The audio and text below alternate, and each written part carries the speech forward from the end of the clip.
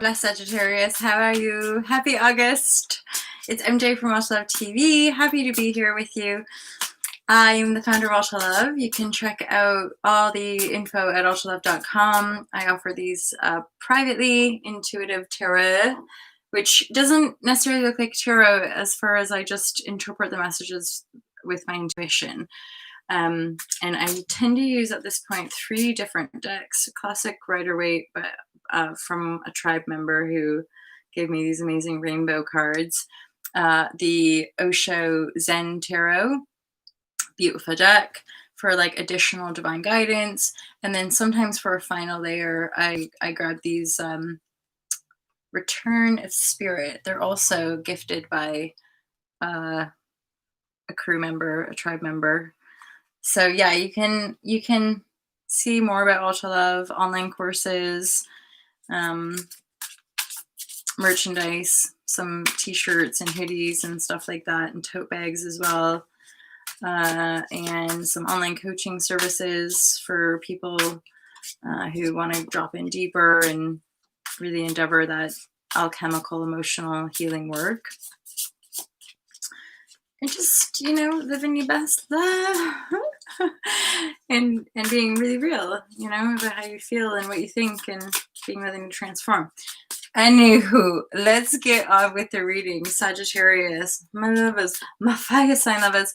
So we have South Node in Sagittarius right now. So Sagittarians and Geminis are likely to be feeling it.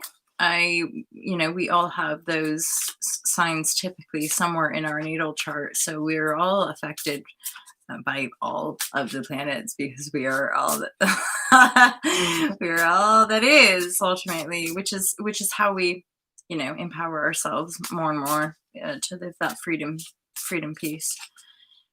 Sagittarius, August 2020. It's always my intention to offer you divine guidance and loving clarity with these tarot readings. I believe that intuition reigns supreme. So when you resonate, it's like your intuition kind of guiding you in that direction. And we're, in any given moment, it's that connection point and listening. So when we resonate, it's sort of landing, right? It's something, there's an anchor, a pull. And then if it's not, if it doesn't feel right, if something's sticky, off, then we don't resonate and we don't have to engage. So take what resonates, leave the rest.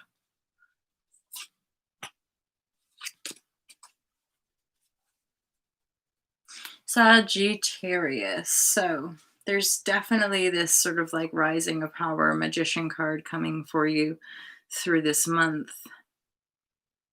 You might be moving. There's a key exchange or getting a new car possibly, or some sort of thing that warrants getting keys, right?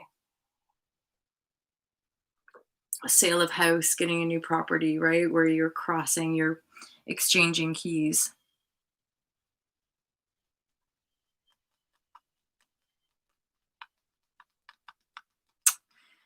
Sagittarius. So there's some energy of a bit of losses, feeling abandoned, feeling unlucky.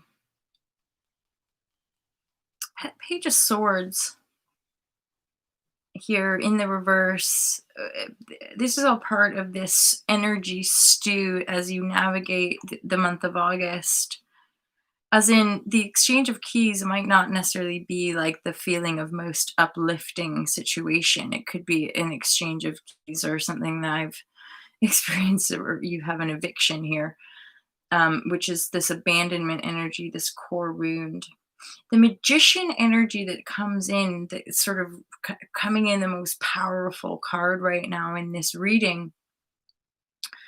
I feel like this is a crux point for you, the five of Pentacle, to really heal some like losses, or like, again, the core wound of separation, abandonment, rejection, despair, loss, just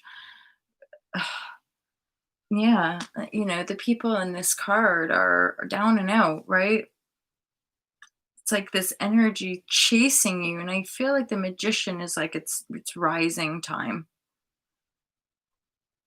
The 5, a hierophant is a 5. I've never seen that before. There's a crux point, certainly in this energy, because then we have a double 9.